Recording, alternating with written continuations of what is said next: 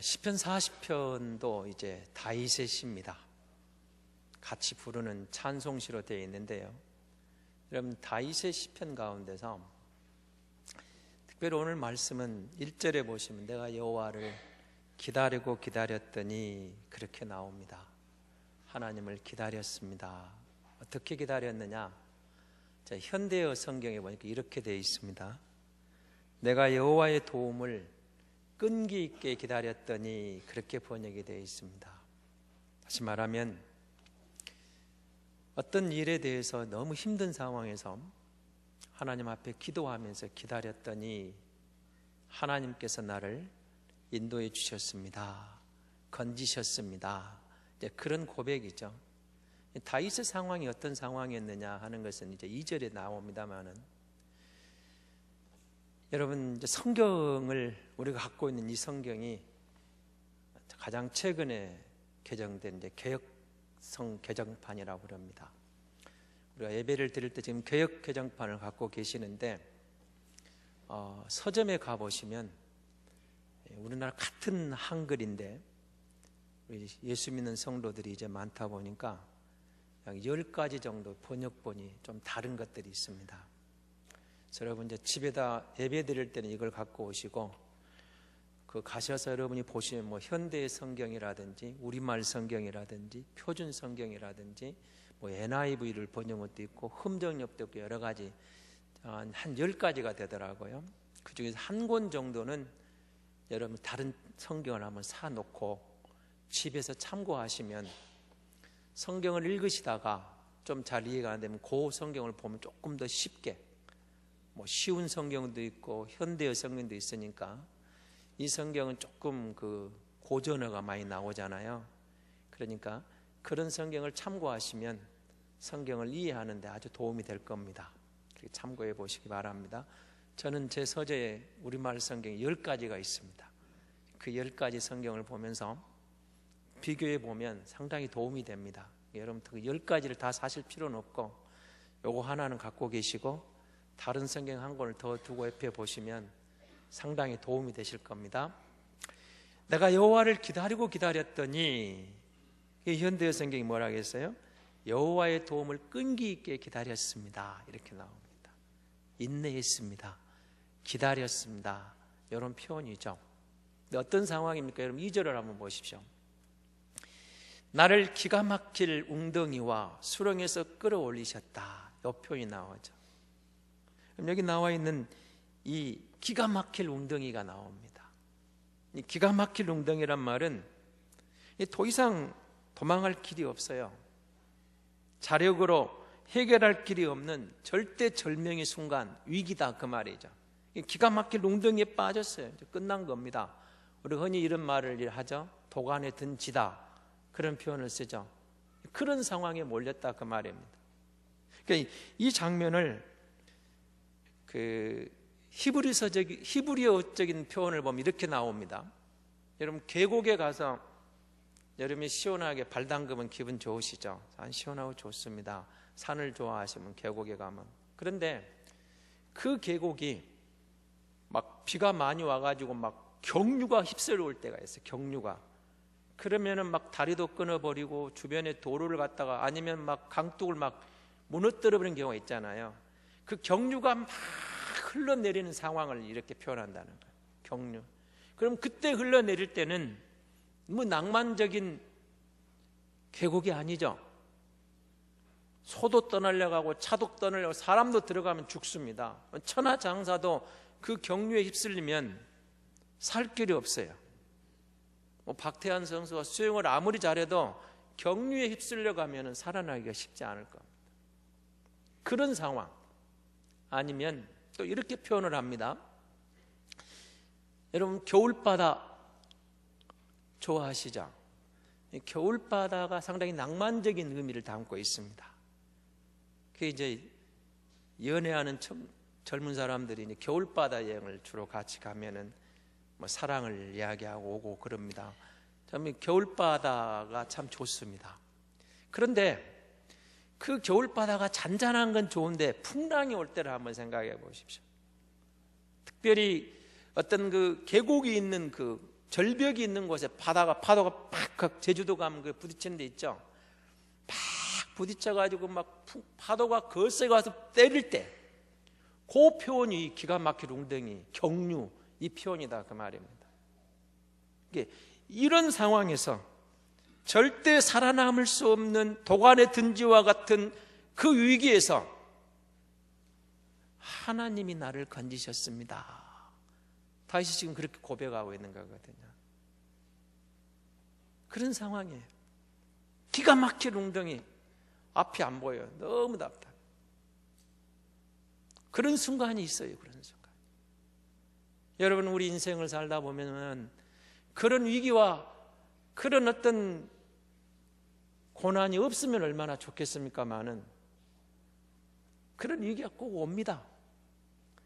여기 앉아 예배드리는 저와 여러분에게도 사연은 다를지 몰라도 돌아보면 기가 막힌 순간들이 있었어요.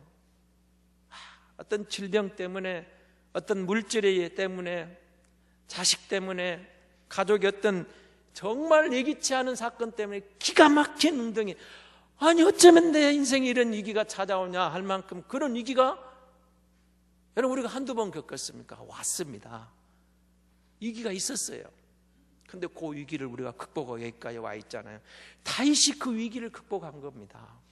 근데 여러분, 다윗이 왜 이야기를 하냐면은 기가 막힌 웅덩이에서 하나님 나를 건지셨습니다. 여러분, 다윗의 경우를 이해하시면 우리가 사연을 보면은 하나님이 왜 이 말씀 우리에게 주셨는가가 이해가 되실 거예요.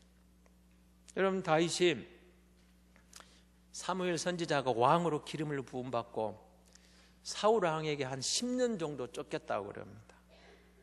10년 정도 쫓겨다니는, 그냥 숨바꼭질하고 다니는 게 아닙니다. 뭐하러 왔습니까? 다윗을 죽이려고 쫓아오고 있습니다. 근데 사울이 누굽니까? 다윗의 장인어른입니다. 장인어른이 사위를 죽이려고 막 3,000명의 군사, 전국의 방방곡곡에 방을 붙여놓고 현상금을 걸어놓고 다윗의 생명을 노리고 오는 거예요. 그러니까 여러분 얼마나 힘들었겠어요. 다른 사람도 아니고 장인어른이 죽이려고 쫓아온단 말입니다. 정말 위기였습니다. 그래가지고 정말 다윗이 이제 포위 됩니다. 그래갖고 도간에 든지가 딱 되어 있어요. 끝난 거죠. 포위되어 버렸으니까 포위망을 좁혀오기만 하면 끝나는 거예요. 그런데 그때 하나님이 다윗을 어떻게 건지신 줄 압니까? 다윗이 너는 이제 도간에 든지다. 이 다윗을 사울이 잡으려고 오는데 갑자기 전령이 말을 타고 달려옵니다. 뭐라고 하냐면 왕이시여 큰일 났습니다. 블레셋이 지금 쳐들어왔습니다. 그러니까 다윗을 잡아내려고 포위망을 좁혀오던 사울이 적군이 지금 국경을 쳐들어왔다는데 돌아서서 전쟁하러 나갑니다. 그럼 보십시오. 도망 다니다가 이제는 끝났다 하는 순간에 다윗이 하나님을 의지했더니 하나님께서 블레셋이 쳐들어오니까 사울이 포위망을 풀고 전쟁하러 가더라는 겁니다. 여러분, 이런 장면들을 이제 연말이 되다 보니까 여러분 성탄에 대한 이야기나 성경 이야기가 많이 나오죠. 전에 제가 그 다윗에 대한 영화를 잠깐 봤는데요. 한번 본 적이 있는데 제 제목을 여러분, 다윗에 대한 그 영화 가운데 어떤 감독이 이렇게 표현을 했습니다. 이 장면을 쫓기다가 그 이스라엘 산악 지역에서 이제 동굴 속에 들어가. 근데 사울이 바로 코앞에 왔어요. 그래서 어느 동굴에 들어가서 숨어 있는데, 보십시오. 그 계곡을 오면서 사울과 군사들이 동굴마다 뒤지기 시작하는 겁니다.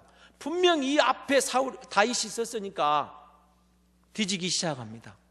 동굴로 피했어요. 그야말로 끝난 거죠. 이제 도간에 던집니다. 근데 이 장면을 감독이 이렇게 표현합니다. 그 순간에 그 동굴 입구에 거미가 나타나가지고 거미줄을 칩니다. 그러니까 사울의 군대가 동굴을 다 뒤지고 오다가 그 동굴에, 다윗이 들어간 동굴에 딱 왔는데 거미줄이 쳐 있어요. 거미줄이. 그러니까 이걸 들어가겠어. 아니 사람이 들어갔으면 거미줄이 있겠습니까? 그러니까 그 동굴을 피해갑니다. 한번 보십시오. 기가 막힌 웅덩이, 포위돼가지고 동안에 든지가 되어 있습니다. 동굴로 피해갔는데 샅샅이 뒤져오고 있습니다. 갈 데도 없어요. 이제 끝났습니다. 하나님이 블레셋 군대가 들어서 들어오게 하고 거미를 통해서 동굴 입구를 막아 거미줄을 치게 하셔가지고 다윗을 건져주시더라 그 말입니다. 그래서 다윗이 고백하는 겁니다. 하나님은 나를 기가 막힐 웅덩이에서 건지셨습니다. 다윗이 어떻게 했다는 겁니까? 오늘 1절에 뭐라 하겠어요? 끈기 있게 기다렸습니다. 어떻게 하고요? 하나님의 도움을 바라보고 그가 귀를 기울이시고 나의 부르짖음을 들으셨도다. 기도하면서 부르짖으면서 하나님 이거 끝났습니다. 나는 도관에 든집니다. 나는 갈 데도 없습니다. 절대 절명의 위기입니다. 나는 이제 끝났습니다. 내게는 아무런 가능성이 없습니다. 하나님이 나를 불쌍히 여기셔야 됩니다. 하나님 도와주십시오. 하나님이 건지시자 나는 살 길이 없습니다. 하나님 도와주세요. 그랬더니 그 위기에서 하나님이 건져주신 거예요. 건져주시더라는 겁니다. 여러분 그 뒤에 나온 말이 뭐예요? 수렁에서, 이 수렁이란 말은 이제 우리말로 되어 있습니다만은 히브리어는 늪으로 되어 있어요. 늪. 근데 여러분 우리나라에는 사실 늪이 없습니다. 늪이 없지만 여러분 정글 그 밀림 지역에 있는 나라, 요즘은 여러분 다큐멘터리도 많이 나오고 그 다음에 영화에 보면 그 늪지대에 빠져가지고 보세요. 늪이, 그런 늪에 빠진 수렁 정도가 아니고 늪에 빠져있는 사람들 보세요. 살라고 허우적거리고 몸을 부딪히면 나오습니다. 더 깊이 막 들어가는 거예요. 늪에 빠지면 못 나옵니다. 못 나와. 더 막 들어가. 살라고 몸부림치면 칠수록 막 몸이 더 들어가요. 늪은 자력으로 못 나옵니다. 늪에 빠지면은 누군가 어떻게 건져내든지 다른 뭐 줄을 넣어가지고 끄집어내든지 해야지 자기 스스로는 늪에 빠졌거든 못 나오는 거예요. 못 나오는 거예요. 하면 할수록 더 비참해지는 상황이에요.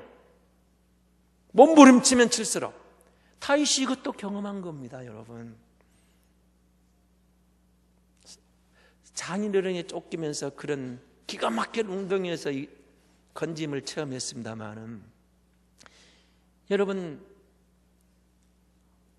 가정에 풍지박산이 납니다. 풍지박산. 암놈이 배다른 압살롬의 여동생을 갖다가 강간을 합니다. 기가 막히죠.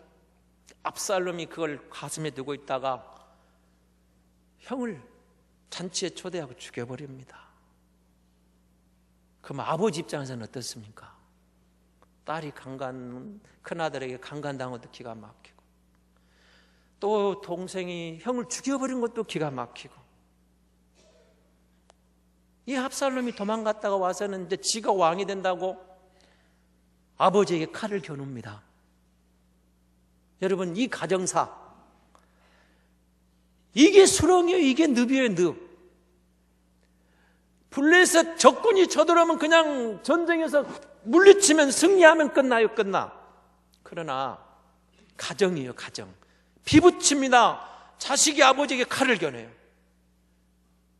전쟁 놀이가 아니에요. 아버지를 죽이려고 오는 거예요. 지금 오빠가 동생을, 형이 동생이 형을 죽이죠. 아들놈은 죽이려고 쫓아오죠. 이게 이겨도 고민이고 져도 고민이에요. 아버지가 이기면 아들이 죽고 아들이 이기면 아버지가 죽어요. 늪이에요. 늪. 이래도 절망 저래도 절망이에요. 늪이에요. 허우적대서 더 들어가는 거예요. 가정의 문제가 비참한 겁니다. 그런데 다윗이 그때 또 하나님께 엎드립니다. 하나님, 제게는 지혜가 없습니다. 제게는 답이 없습니다. 이 늪에서 어떻게 할 도리가 없습니다. 방법이 없습니다. 늪입니다. 내가 뭔가 하려고 하면 할수록 더 깊이 들어갑니다. 하나님, 나를 긍휼히 여겨주십시오. 하나님, 아시잖아요. 나를 아시잖아요. 이 상황을 아시잖아요. 하나님, 길이 없습니다. 늪에 빠졌습니다. 내 힘으로는 도저히 헤어날 수가 없습니다. 하나님, 불쌍히 여겨주십시오. 그런데 하나님이 개입하시니까 그 늪에서도 나오더라는 거예요. 그래서 다윗이 고백하는 겁니다. 이 기가 막힐 웅덩이에서, 수렁에서 나를 건지신 하나님, 그 하나님이 나를 건지시더라는 거예요. 그래서 여러분 3절에 보면 뭐가 나옵니까? 새 노래가 나옵니다. 새 노래가 나와요. 여러분, 새 노래, 이 새 노래는 뭐 새로운 찬송, 새로운 무슨 곡을 작사 작곡, 그게 아니에요. 성경에 많은 새 노래는, 우리가 많은 찬송은 뭐예요? 찬송은 사실은 곡조가 있는 기도라고 그랬잖아요. 그 많은 찬송들이 있었는데, 이 기가 막힐 웅덩이와 수렁 같은 늪지대에 있을 때 하나님 앞에 나아가 그 찬송을 부르니까 그 찬송이 어쩌면 그렇게 내 마음과 똑같냐 이거예요. 이전에 부른 그 노래가 아니에요. 이전에 부르던 그 찬송이 아니에요. 그 찬송은 지금 내 마음의 고백이에요. 내 중심의 고백이에요. 내 마음의 표현을 하고 있는 거예요. 똑같은 찬송이 아니에요. 새 노래가 되는, 새 노래가. 큰 새 노래가 됐던 겁니다.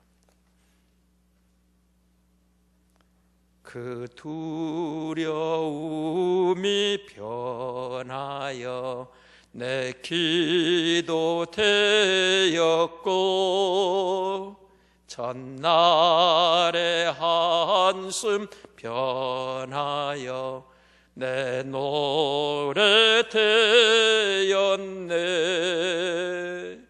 주님을 찬송하면서 할렐루야 할렐루야, 내 앞길 멀고 험해도 나 주님만 따라가리. 찬송가를 부르는데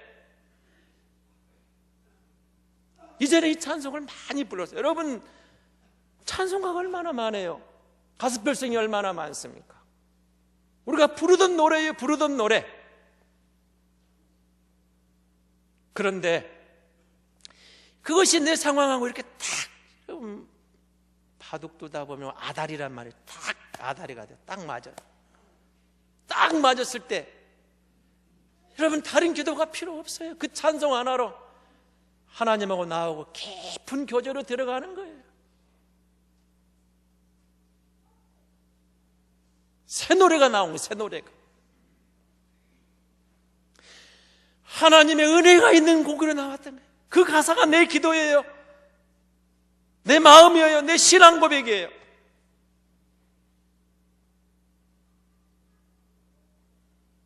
사랑하는 성도 여러분, 다윗이 지금 기가 막힐 웅덩이와 수렁을 이야기하고 있습니다. 여러분, 우리에게 그 수렁입니까? 웅덩이입니까? 근데 왜 하나님이 이 말을 여기다 남기셨습니까? 우리에게 그 웅덩이가 있고 수렁이 있을지라도 다윗에 비하면 아무것도 아닙니다. 생각해 보십시오. 여러분, 그 문제, 질병의 문제, 경제적인 문제, 가족의 문제, 자녀의 문제, 사업의 문제 있을 수 있어요. 오늘 예배 드리면서도 마음은 하나님 아시죠? 불쌍히 예배 드리면서 마음 편치 않을 수 있어요. 답답할 수 있어요. 그러나 여러분 명심하십시오. 우리가 지금 처해 있는 그 위기, 그 구덩이, 그 숲, 그 늪, 아무리 힘들어도 다윗에 비교하면 아무것도 아닙니다. 아무것도 아닙니다. 그럼 하나님께서 다윗을 그 구덩이에서, 그 늪에서 건지신 하나님, 그 다윗 하나님 오늘 나의 하나님입니다. 다윗을 건지신 그 하나님 우리 하나님입니다. 다윗을 건져내신 하나님이 우리 하나님이다, 내 아버지다, 내 하나님이다. 이 말은 그 기가 막힌 웅덩이에서, 기가 막힌 수렁에서, 기가 막힌 늪에서 다윗을 건지신 하나님이 우리의 그 수렁, 그 늪도 능히 건지시는 하나님이라 그 말입니다. 그 하나님이다. 그 하나님. 우리에게 문제가 없을 수 없어요. 문제가 있어요. 그러나 사실 따지고 보면 다윗에 비하면 아무것도 아니에요. 아무것도 아니에요. 아무것도 아닙니다. 다윗을 건지신 그 자비로우신 아버지가, 그 능력의 하나님이 오늘 저와 여러분의 그 문제도 그를 믿고 기도하고 기다리면 건져주실 줄 믿습니다. 이 하나님이 그 하나님이에요. 하나님이 건지시는 하나님이라는 겁니다. 건지시는 하나님.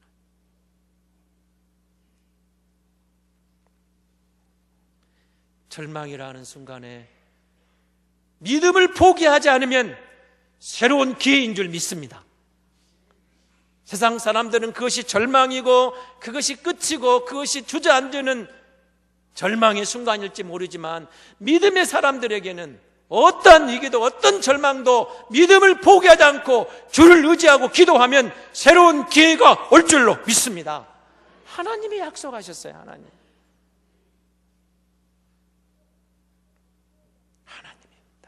여러분, 우리가 믿는 하나님은 그런 하나님입니다. 위기 가운데서 기다리는 것도 하나님의 계획 가운데 하나입니다.